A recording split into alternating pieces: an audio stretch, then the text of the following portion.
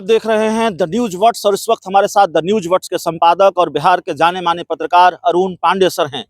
Rajad supremo Lalu Prasad Yadav ने एक और बड़ा खेल किया है और ये खेल उस वक्त सामने आया है जब आगे विधानसभा का चुनाव है और उससे पहले विधानसभा की कई सीटों पर उपचुनाव है। कुशवाहा वोट बैंक में सेंधमारी करने में लालू यादव लोकसभा चुनाव में सफल हुए और उसके बाद इस वोट बैंक में और सेंधमारी के लिए एक और बड़ी कवायद लालू यादव की, एक और बड़ा खेल लालू यादव का।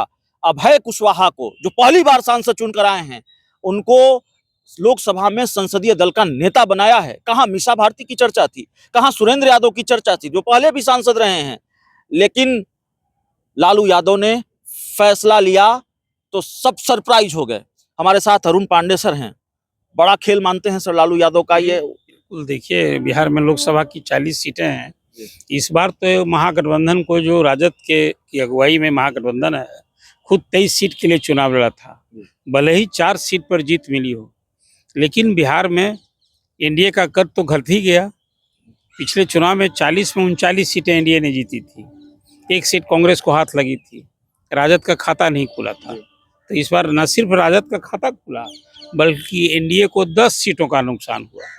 और ये राजद का ही पूरा, जो एक आपने अभी बताया कि M22 जो समीकरण है राजद का, लालू प्रसाद ने अब उसमें कुशवाहा जाति को जोड़ा। चुनाव में 7 उम्मीदवार महागठबंधन की ओर से कुशवाहा जाति की ओर से। ये वही कोशिश थी कि नीतीश कुमार का जो लवकुश समीकरण है कुर्मी और कुशवाहा का, उसको तोड़ने की भरसक कोशिश थी वोट बैंक को, और इसमें कहीं ना कहीं बहुत हद तक सफलता मिली। आपने देखा, औरंगाबाद से जीते हैं जो नवनिर्वाचित सांसद हैं, नए संसदीय दल के नेता बने हैं राजद के, अभय कुशवाहा। वहाँ चित्तौड़गढ़ कहा जाता है, बीजेपी का लोग मानते हैं, सुशील सिंह को उन्होंने हराया और उसका असर हुआ न सिर्फ औरंगाबाद के बाद काराकाट में, वो पवन सिंह भी कूद गए। तो जो अभी वहाँ एक कहिए कि कास्ट राइवलरी कहिए या राजनीतिक प्रतिद्वंदता जो वहाँ हुई, उसका असर हुआ। पवन सिंह ने भी उसमें योगदान कर दिया।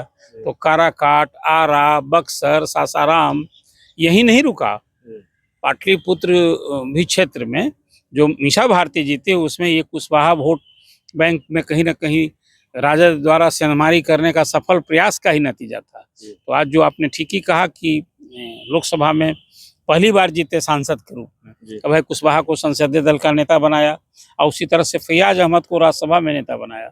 सुरेंद्र यादव जो MP रह चुके हैं, पूर्व मंत्री हैं, उनको राजद संसदीय दल का मुख्य सचेतक बनाया गया है। ये निश्चित रूप से विधानसभा का जो चुनाव अगले साल नवंबर में तय है होना है, उसको ध्यान में रखकर लालू प्रसाद ने ये चाल चली है।